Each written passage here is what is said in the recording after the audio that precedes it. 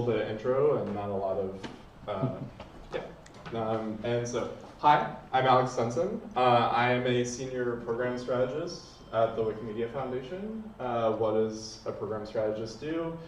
I try to support programs in the movement and thematic groups and activities, mostly through GLAM and library outreach in the last 5 years.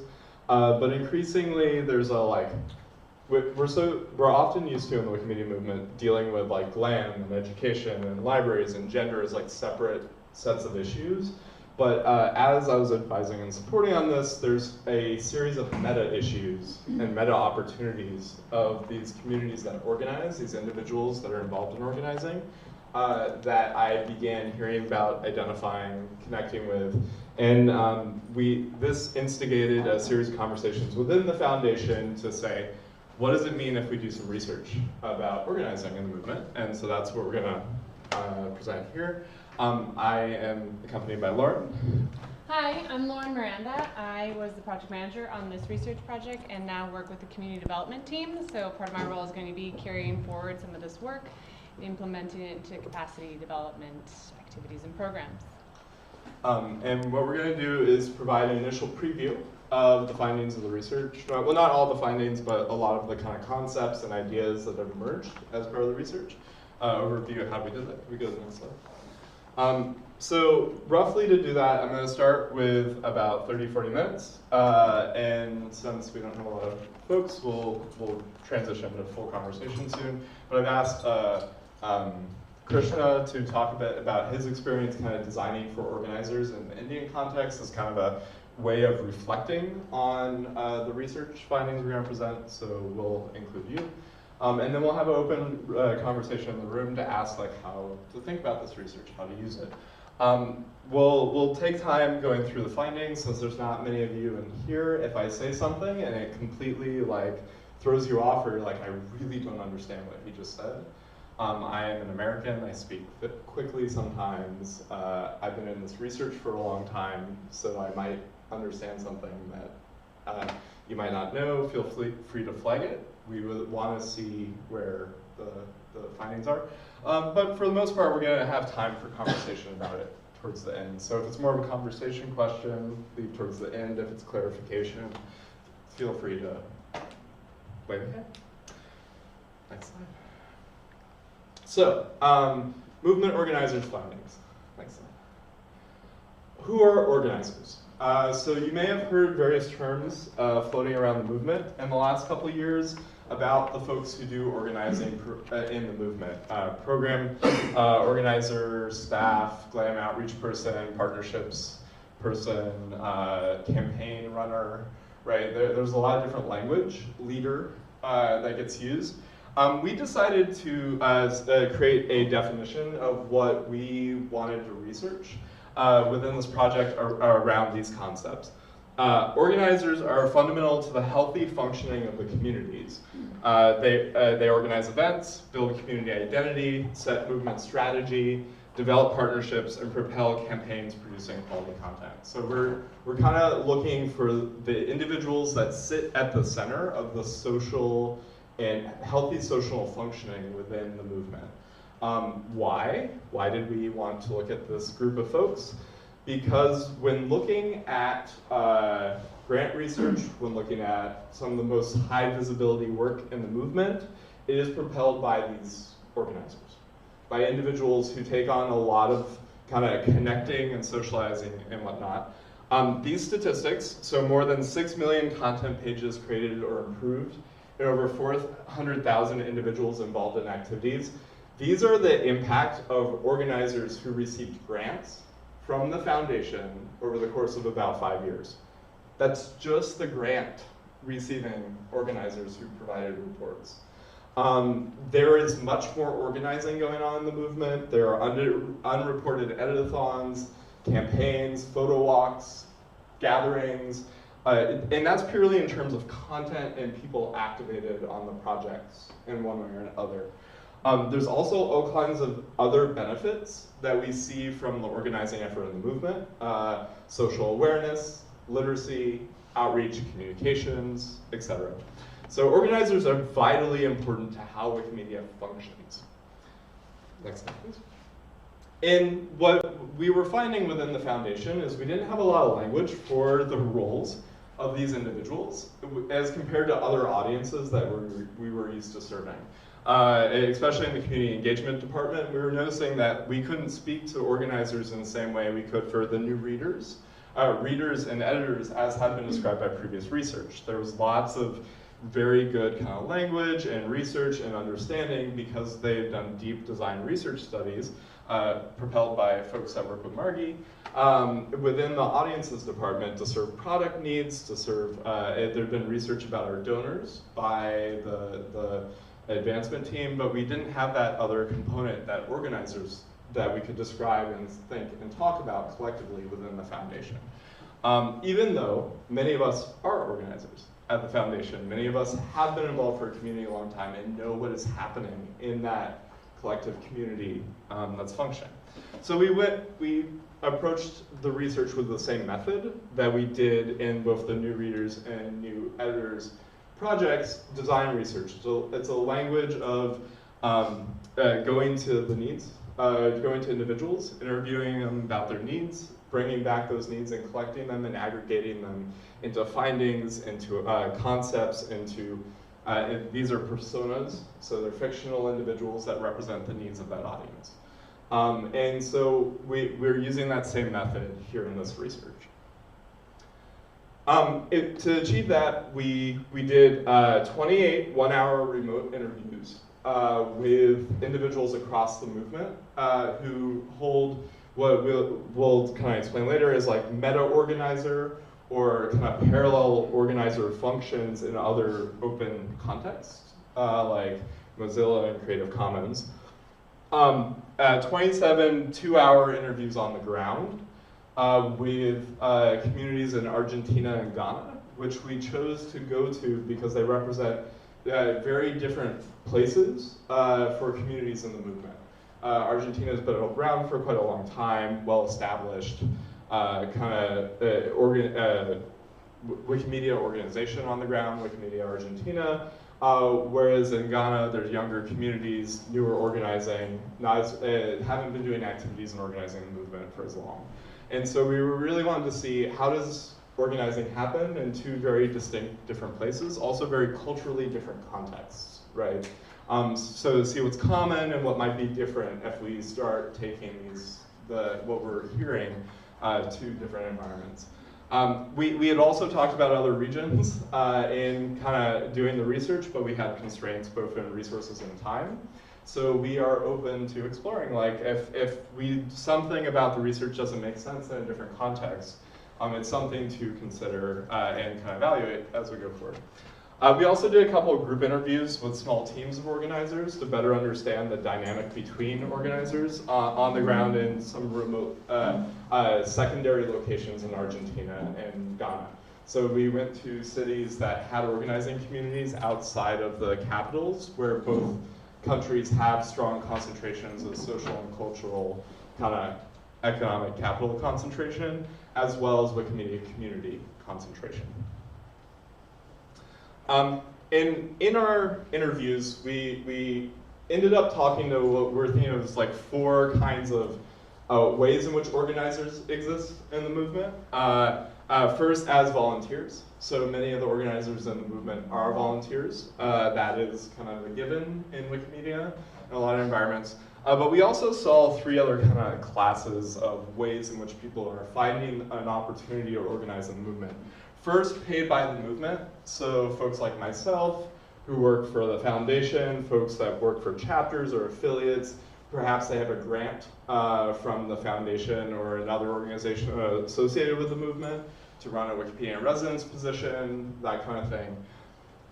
Organizers paid by other institutions. So what we were finding is that there are professionals who become organizers for Wikimedia because they're invested in the Wikimedia community through their professional lives.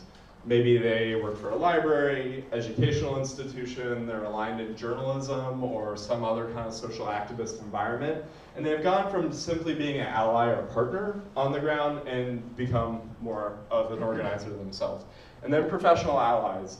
those folks who may not be fully invested in organizing in the movement, they may not see themselves or interact with the movement in a way that's actually facilitating our social cohesion, but they facilitate these other organizers by being a partner, being there and believing and giving a little bit of extra help. Maybe it's opening doors, connecting with a partnership, making sure resources show up at an event. Next slide, please. I have a question. Yeah. So if I received a grant from the foundation, but I am not being paid for the time, just the expenses. So what will that come? Volunteer or somewhere in there?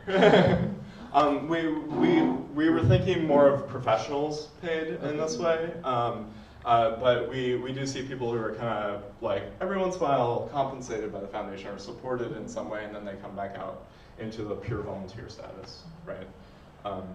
Is that yeah, paid by Wikimedia Movement would be kind of like full-time paid positions. For the most part. Yeah, it was what kind of we were interpreting. Yeah, or part-time, or like coordinating something for a little while, semi-professionally, because of the way the movement funds that work. Cool. Next slide, please.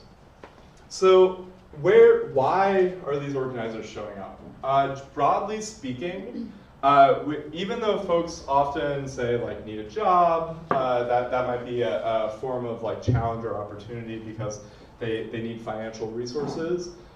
They often come with other values that are a motivation for their participation in the movement. These motivations are really diverse. When you start talking to organizers, they come for different reasons, they stay for different reasons, those reasons change over time.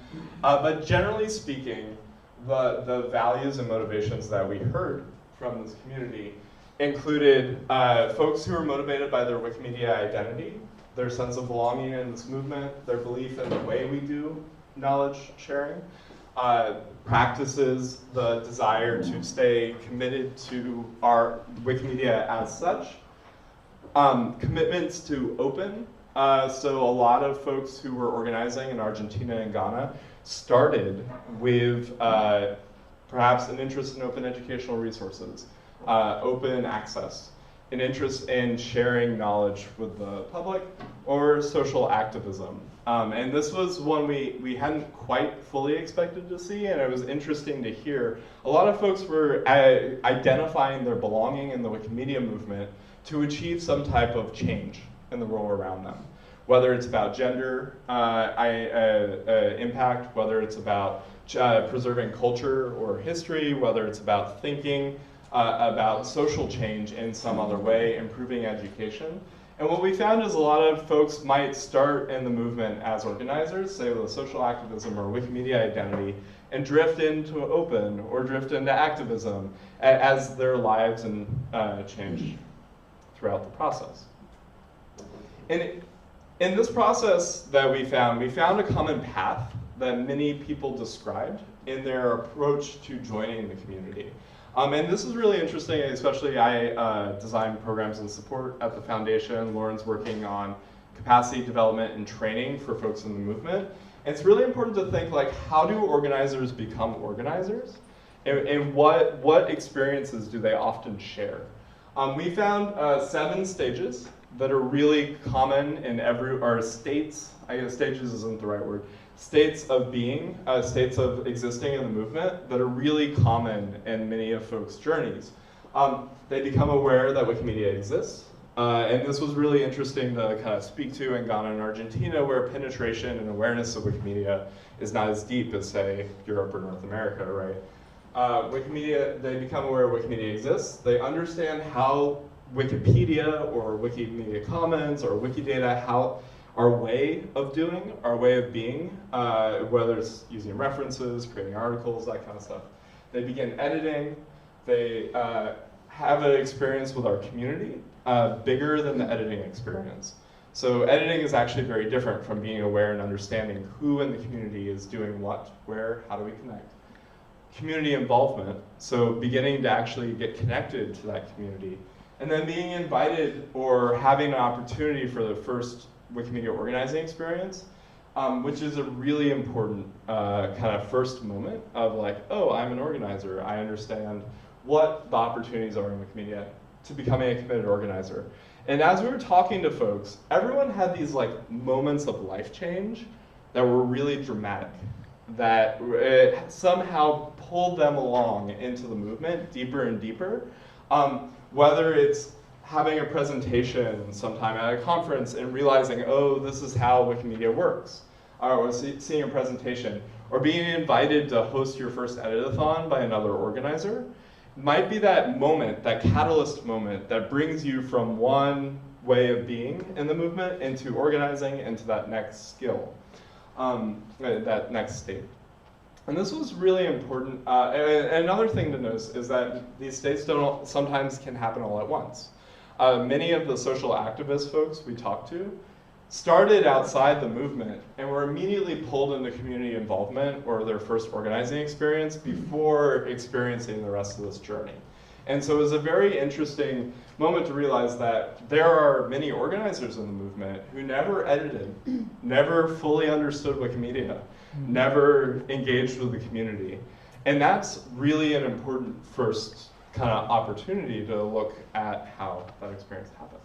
It's important to note that even though this looks linear, it's not necessarily linear. It's not 1, 2, 3, 4, 5. It can have any combination of experiences can happen to any person at any given time. And also, you'll see that there's this level of dormancy down there, which where you notice that people step back, step away, take a wiki break for a number of different reasons. Also, like catalysts that maybe they change locations, they get a new job, they start a family, you know, whatever it might be, they might take a step back and dip into dormancy. And that's okay, or they might have had an experience where they had a negative experience editing or organizing or whatever, and they're like, you know what, I'm gonna take a step back, and those are opportunities that we can engage people and bring them back up, or maybe they had that. So that's kind of what these arrows represent as well.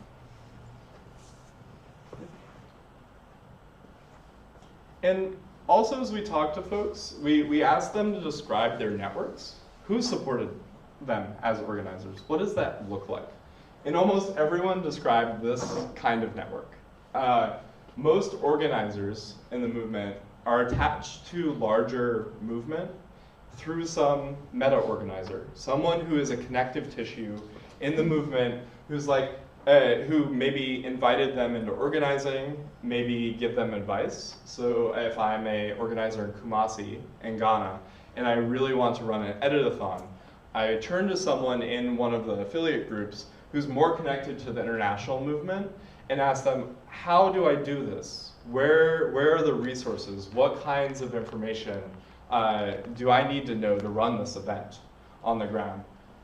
These meta-organizers are really important for providing that connective tissue, and they may not play a heavy role in, say, running an editathon or event on the ground, but may play an advising role, a recruiting role, a morale kind of function that supports these local organizers in thinking about what they're doing, how they're doing it, how to experience it. Also, around these organizers were often teams of people. So some of the more successful organizers that we were talking to and the folks who felt really supported had some peers to share the workload of whatever they were organizing. If they wanted to run events, they could trust that team of folks to distribute the different activities that needed to happen. If they wanted to run a campaign, they knew that they had peers that they could meet with and talk with and provide moral support. We also heard almost everyone describing an outside community, which they brought with them to the Wikimedia movement, often activist communities. We are not engaging organizers in a vacuum. They have other lives, they have other experiences. They've been working in other forms of activism often, or organizing. And those other experiences build activist communities, say gender activism communities in Argentina, who they can invite and engage in Wikimedia to give them opportunities to participate. We also heard a lot about institutional partners and funders who provide resources, space, access to environments. And this common network of collaborators, when all of these parts were in play, and when we talked to people who had all of these supports, folks felt very grounded in the movement. They felt like they had access, even if they weren't very experienced, even if they've only ran their first event or activity or done the first social activity in the movement. It is very empowering in that way. But there's an interesting phenomena that we observed in several situations where organizers no longer can be connected to their meta-organizer. Can you go to the next slide? When that happens, whether for a conflict between that organizer and meta-organizer, whether because of the meta-organizer gets very busy, has a kid, has a major life change, that whole branch of activity that was contributing to the Wikimedia movement can become disconnected. And we actually heard several stories where folks who had large networks that were attached to them, that were pulling them into the movement, in participation in Wikimedia activities, became disconnected because of a disconnect here. And part of our kind of conversations with folks is we realized that that disconnect often happened when folks only had one meta-organizer that they're connected to, that they didn't have a full set of access to the Wikimedia movement. Instead, they were kind of very dependent on one voice. And we even heard a couple stories of folks who got reconnected by a meta-organizer and then brought back into the movement. That whole network of support were gathered back that way. We also heard organizers describe a whole range of functions and roles that they take on within the movement.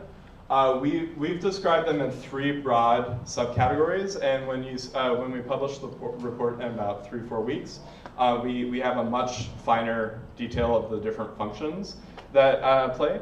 But we heard a lot from folks, especially new organizers.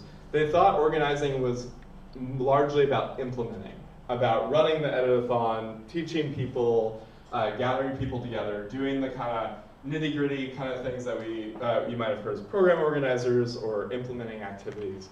And then a lot of organizers also described a function of connecting, of pulling in partners, of new participants, of new organizers who could participate in these activities.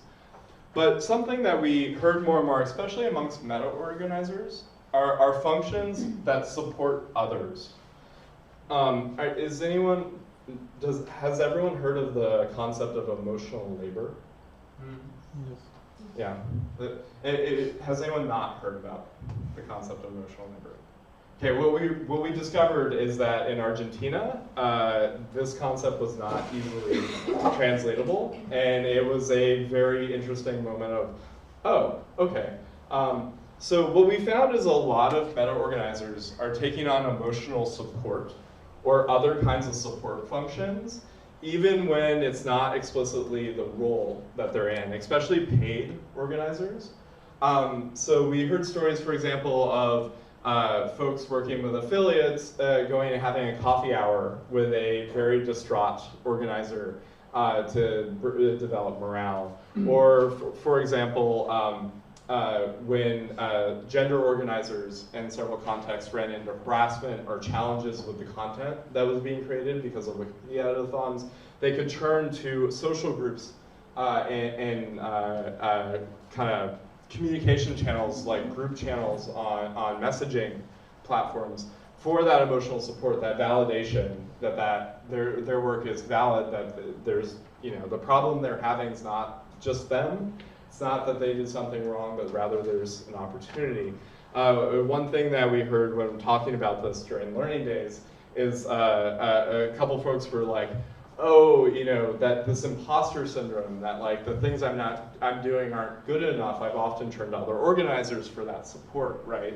That function of either providing things like emotional support, maybe it's providing funding, advice, various forms of kind of helping folks find their right opportunity. It was very, very important in the roles that we heard people describe of their own work. And one of the things about these 3 kinds of roles, and again, there's like different subtypes of them, is most folks take on multiple of these at any one point. So you often taking on several implementer functions, connector functions, supporter functions. And folks who were unable to delegate and share these different functions they were taking on in the community often found themselves burning out, getting worn out, feeling overwhelmed. And so there's something to be said about the organizers in our movement about helping them understand about delegating and supporting and finding their full community of support as we described in the last diagram. We also took time to learn about what tools and tactics folks were kind of needing to rely on in their function as organizers rather than contributors. And in the final report, you'll have a table like this, describing kind of all the way from the outward-facing tools, like broadcast communications, like social media, all the way into the inward-facing tools of tracking that were really common amongst organizers experiencing doing work in the Wikimedia movement. We think there's a lot of opportunity to better invest in these functions, and we describe that much more deeply in the report about things that we could do as a movement to support folks who say need better learning management software, for instance, so that they can learn about what the movement wants them to do, but also so they can train others. And so my hands. All right, as Alex mentioned at the start of this, one of the deliverables in this research and any contextual research is personas, which are fictional characters or archetypes that represent the type of users, and in this case, movement organizers. So similar to what we did with new editors and new readers research, we created 6 different personas that represent the type of organizers we might encounter in our movement.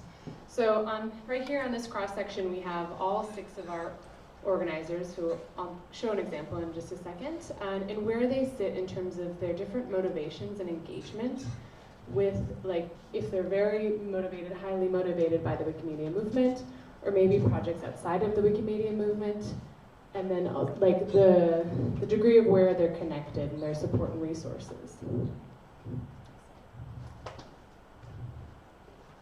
So here's an example, and we are going to send these out, the full set, so you can see them. But here's an example of one of the personas. So this is Tima.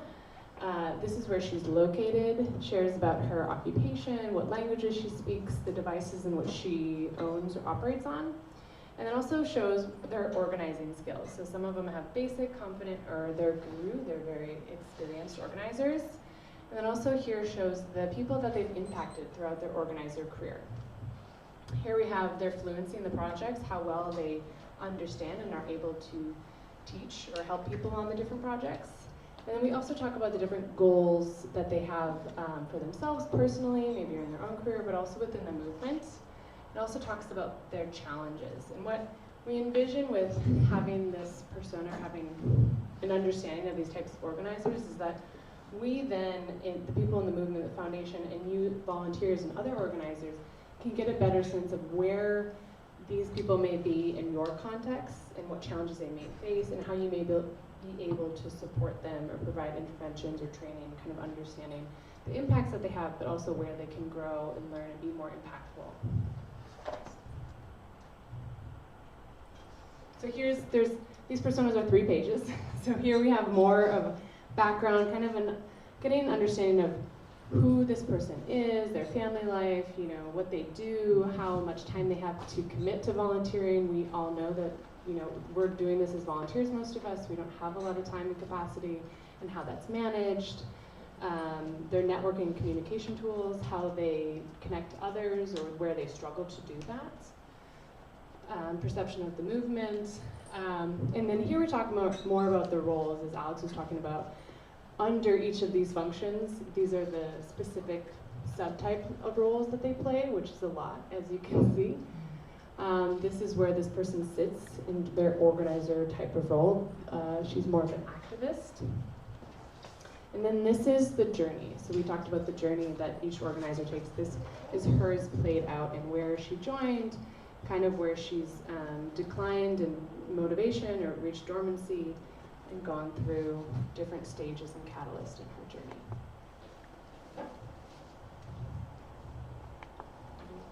And so with personas like this, our hope is that we can begin thinking about, as a movement, as a community, like what kinds of journeys can we design for folks that we want to recruit into the movement?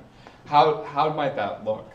And so in light of that, we also made several recommendations of like how might we grow the strength of the movement in terms of depth and breadth of organizers.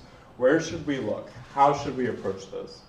And our first recommendation is to invest in the organic pipeline of organizers into the movement. Already, folks going through this initial Wikimedia, the beginning stage of this journey about Wikimedia awareness, literacy, editing, community awareness, community participation, those folks are already a pipeline of participation in the movement as organizers. Can you go 2 slides? And so to do this, we need to think carefully about how we look at our communities and pay attention to those Callused experiences. So we talked to several organizers in Argentina who had experiences like this, where they encountered the Wikimedia movement because of something like an open source conference. They may have been given an opportunity to talk at a Wikimedia event, which also exposed them to editing at that Wikimedia event. And then as they kind of continued their open source career, they became aware of the community, the Wikimedia community, started participating, but may have fallen away for a little while from the Wikimedia movement because of life changes, like moving to Buenos Aires. This is a catalyst moment where this organizer had a very hard time and it just had to step away from participating in open source movements. But when Wikimania came to Buenos Aires, the opportunity to participate as an organizer pulled them back in, invited them back in. How can we design more moments like this in the journeys of all of our participants in the movement that make them more likely to become organizers through a path like this? And we saw, interestingly, with several organizers, is they might have gone through this journey with Wikipedia or a part of the Wikimedia community, but something like Wikidata or a new way of organizing in the movement might have restarted that whole experience, brought them back in, re-engaged them in organizing, becoming deeper and more committed organizers. Our second recommendation is to really think about who we invite to participate in organizing and community participation throughout the movement. Next slide, please. In particular, we recommend that we should align with activist and ideological communities that we are ready to receive in the movement. You've seen a lot of campaigns and activities in the movement that have been very successful because of this. It's something that the movement has done kind of organically. Art and feminism, for example, has been very good at targeting outreach to women and people interested in women in the arts, in feminism. They're an activist community. More actively inviting these communities is an important pipeline. Many of the organizers we saw in our research were either invited in that way or re-energized by the invitations created by this kind of activism. So we highly recommend that.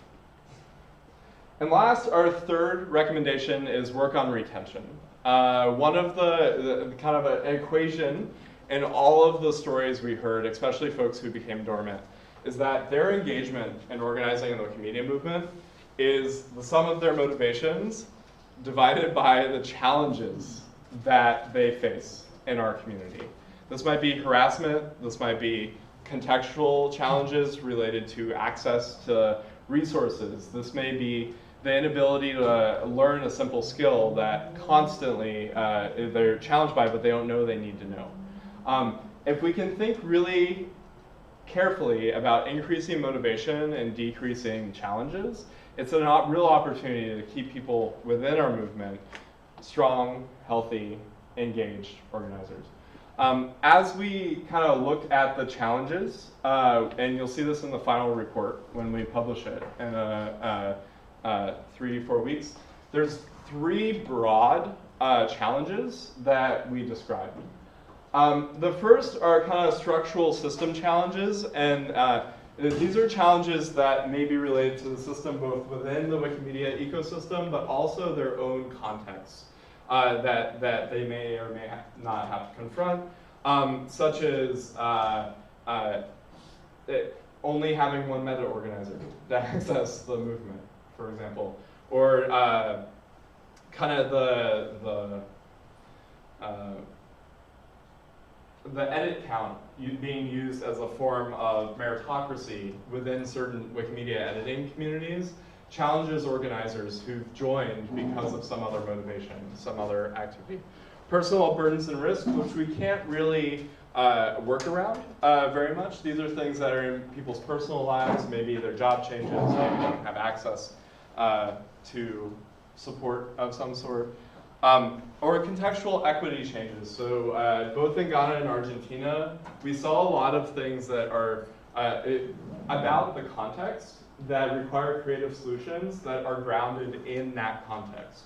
For example, in Ghana, we met an organizer who took 3 buses over the course of like 12 or 16 hours to attend an event in a city many hours to the south, because the town where he lives in it does not have access to people who want to participate in Wikimedia types events. People who are interested in knowledge, people who are interested in contributing knowledge, who understand the internet, have those skills.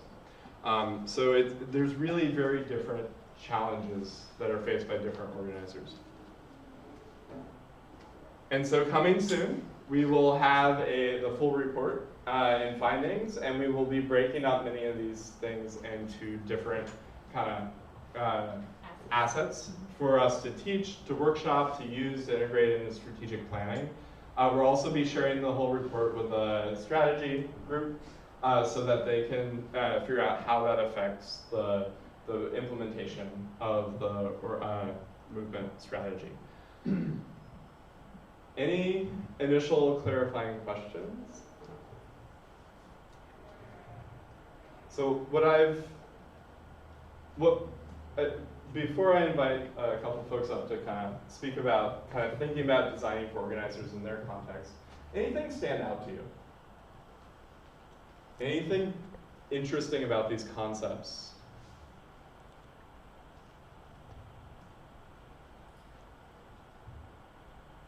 To be honest, that doesn't surprise me. Like what you said or written or found out is like things that I'd say, always felt, but never had someone had time to write down, basically. And I think that's what you did and what your efforts are actually worth, also, that you took the time to write it down. Yeah. Maybe correct me somewhat. Maybe you found something totally surprising, but I did not. Similar reactions? Yeah, I agree. Yeah. It's good to have this explicit, but it's not that surprising. Yeah. I was wondering about the slide where you said that sometimes sub-organizations, they disconnect from the meta-organization. Yeah. Does that just concern the relation to the foundation or these official structures, or These do are they actually disappear from the wiki platform?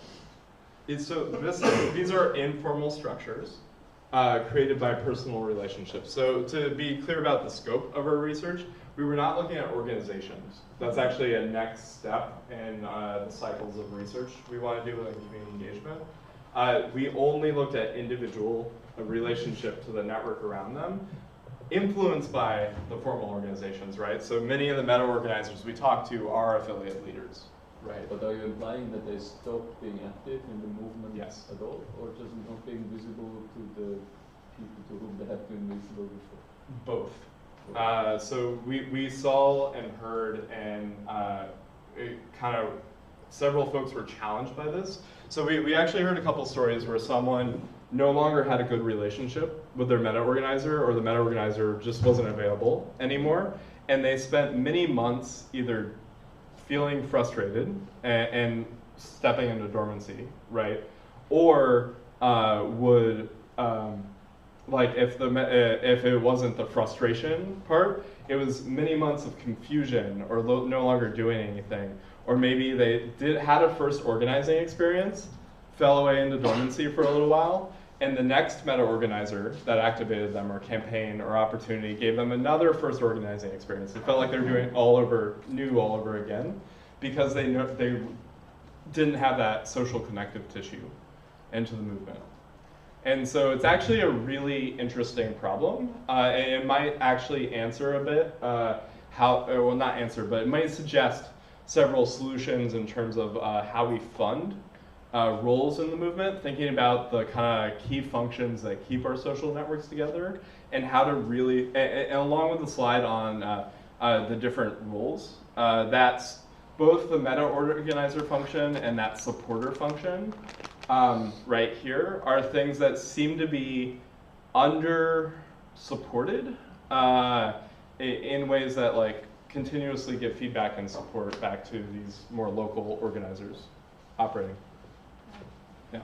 Investment, yeah. We've noticed that we've done more investment in the implementer and connector type of organizers, but not enough in the supporter roles, because that's incredibly important.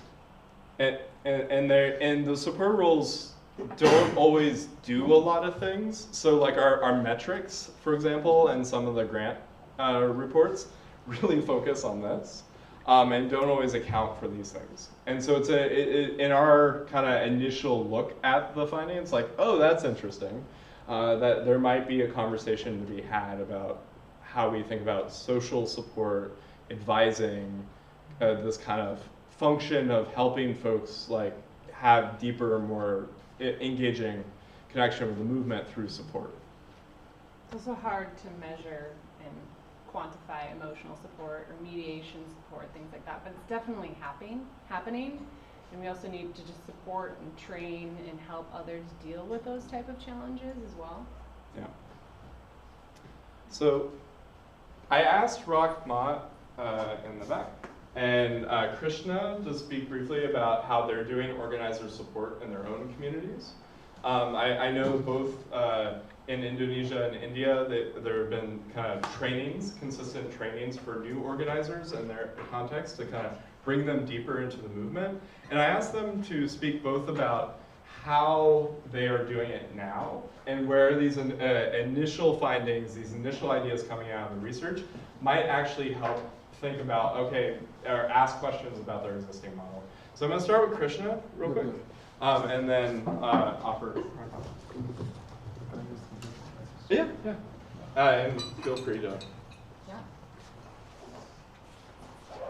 Yeah. We can put you on that one.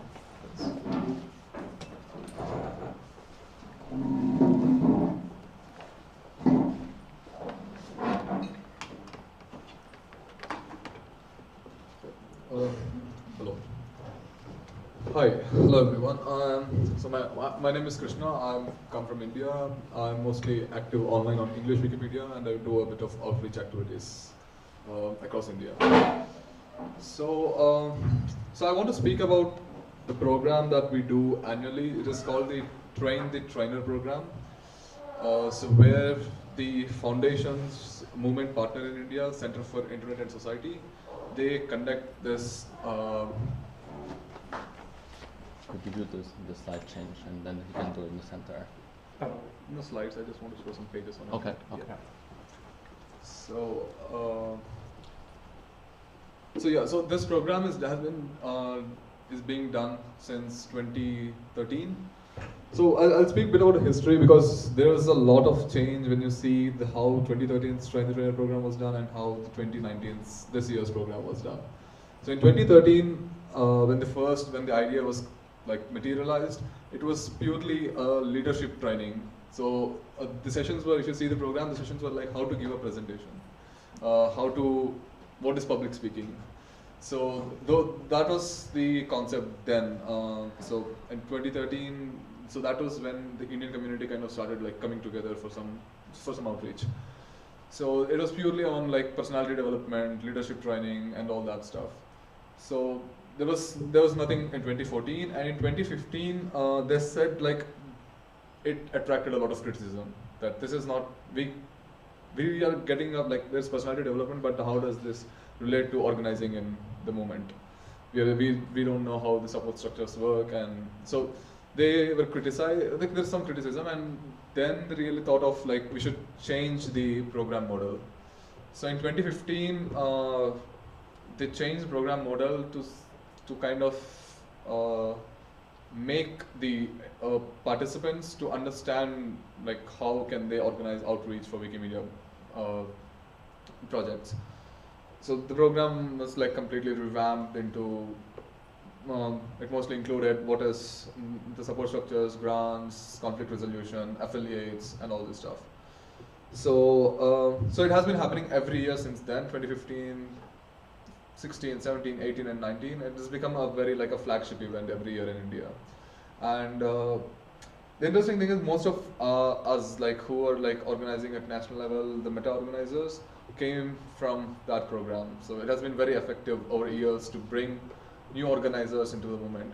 So what they do is they like there will be a call for applications, and they so also the CIS staff, they do something interesting. So with the help of the community, they like identify active online editors, and they like go to the talk pages and email, like contact them and ask them to apply, so that we like they kind of invite. So in one of the recommendations there's like invited, yeah.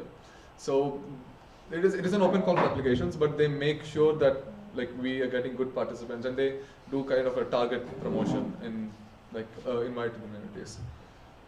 So so it has been effective, and also the interesting part is that it has been happening over years, and it was good, but the retention of the participants was not very good. I mean, there are like they are retained, like they're online editors, but they have been continuing the online work, but not the organizing work. So if there are 25 participants, generally the cohort is around 25, 30. So if there are 25 participants, only 5 go back in their home communities and do the organizing stuff. And of 5, 1 go to the advanced level of outreach. So this has been happening, like they have tried. So one thing that we have identified is that there needs to be some kind of pre-program to this program. So in last year they did this training called Wiki Advanced Training. So the concept was that if you want to be a good trainer, especially on Wikipedia, you should know all the aspects of Wikipedia, like categorization or advanced policies, discussions, on-wiki discussions and all. So they did a Wiki Advanced training in June. So they kind of like, it was mostly on like improving your on-wiki skills and improving your understanding of the project. And then they conducted a Train the Trainer. So that kind of helped, and this year they're doing the same model. So what they're doing now is, so like we are doing now is, so each year we're selecting a project. Like, so last year it was Wikipedia, this year it's Wikisource. It's going to happen soon. So they're trying to make editors first, like very confident about that project, and then train them on doing outreach on that project. So really strengthening that organic pipeline by Yeah, saying like, exactly. these are really good opportunities, Yeah. let's tweak Yeah. the improvement. So because there are some cases where the organizers, they want to do something and they don't have the complete idea of the project, and it turned out to be bad quality outreach. Yeah. So to like eliminate that stuff, they're doing a pre kind of training to make them competent about that, and then do the outreach training. So, yeah. What did you have? Yeah, that's it. Okay. So this is a good example of like, it's something that we can learn about the framework of experience that's happening on the ground, and then kind of not learn those lessons again because we have a framework about like, this is the path to organizing that we expect to happen. But Raghunath, do you want to talk briefly?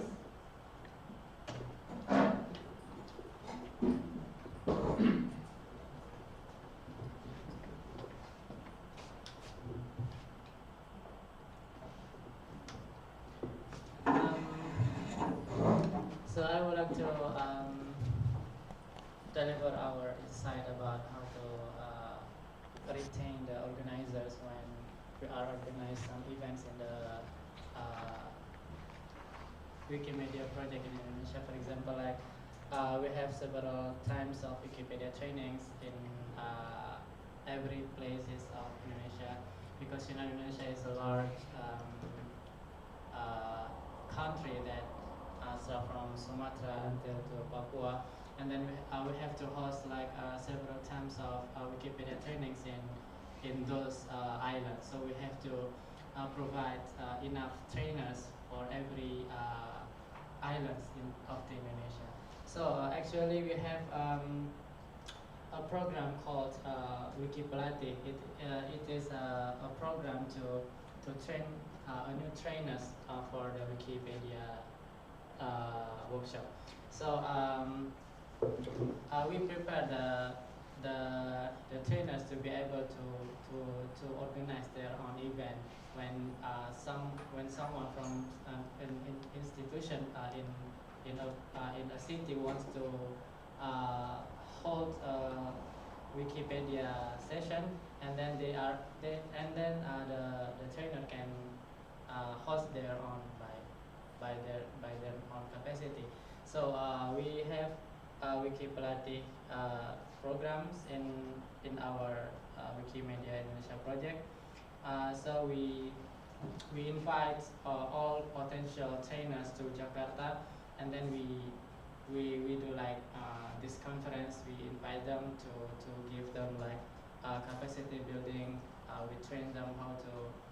This is how Wikipedia works. So when they are trained, the new participants in the workshop, they are able to explain this is how Wikipedia works. This is the language that you should use in the Wikipedia.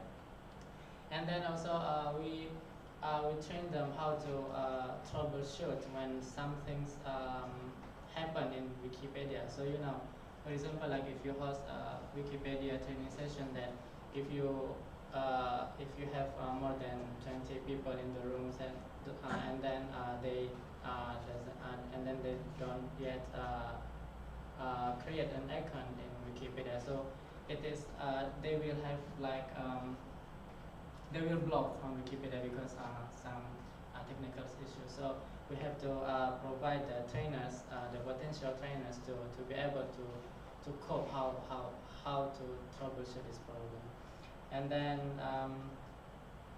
we have also trained the trainers to be able to introduce all the Wikimedia projects to the participants of the event.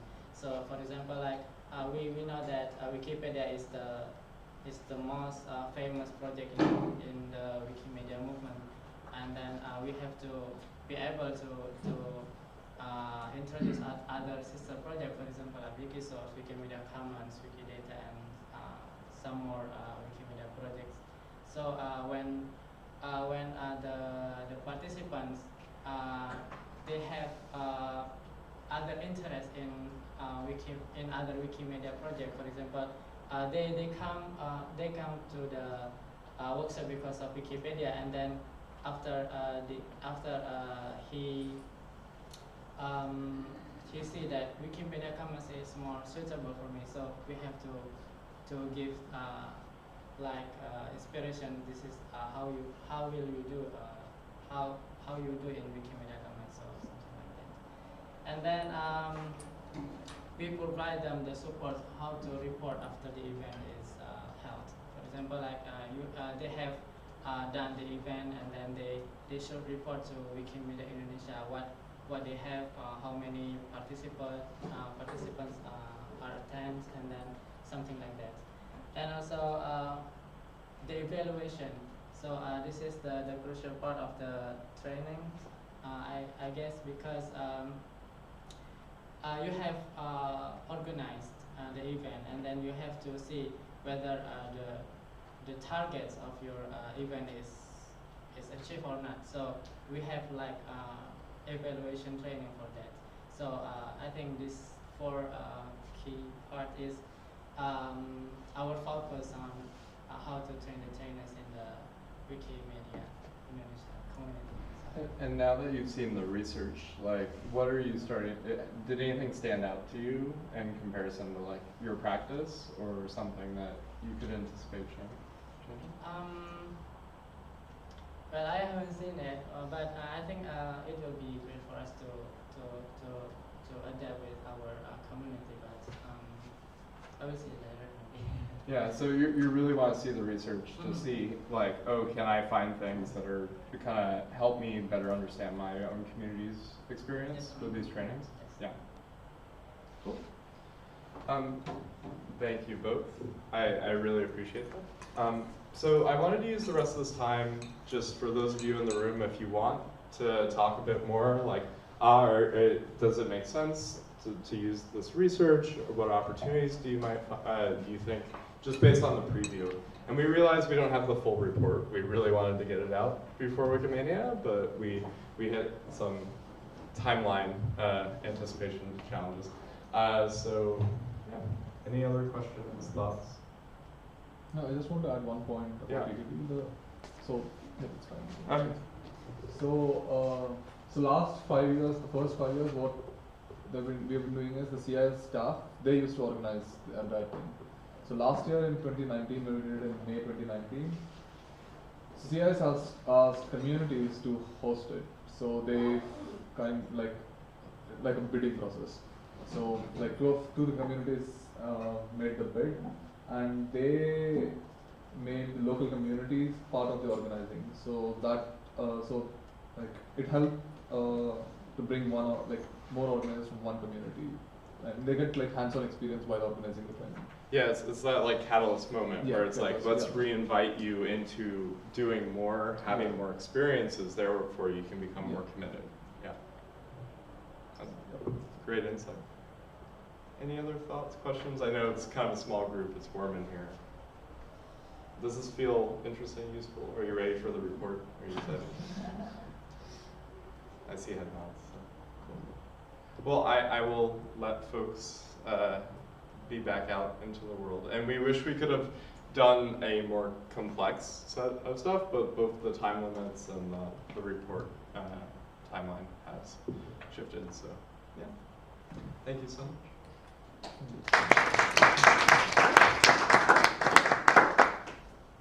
And we will be publishing soon. It'll be in English and Spanish because we're in Argentina.